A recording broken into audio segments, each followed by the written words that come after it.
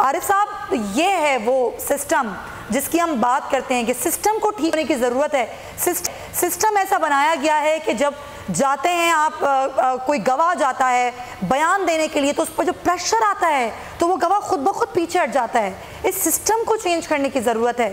کیا یہ اتنی جلدی اتنی آسانی سے چینج ہو سکتا ہے صاحب؟ اگر ول ہو تو بالکل چینج ہو سکتا ہے. بات یہ ہے کہ جنہوں نے یہ دعویٰ کیا تھا نا کہ ہم اسے چینج کریں گے, آج تک کوئی ایک سٹیپ ان کا اس طرف آپ دیکھ لیں کہ کوئی انہوں نے اٹھایا.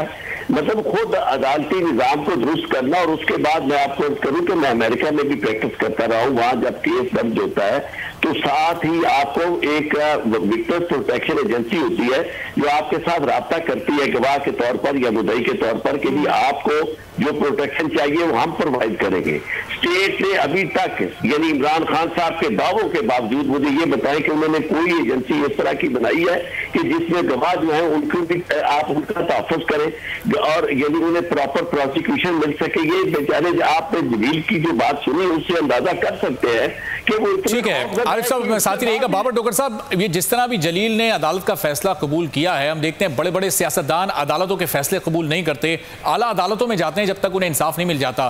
جلیل نے یہ کیسے قبول کر لیا؟ آپ کو امید تھی کہ اس کیس کا فیصلہ اسی طرح سے ہوگا یا حیرت ہوئی آپ کو جلیل کا بیان سن کے؟ مجھے بالکل حیرت نہیں ہوئی.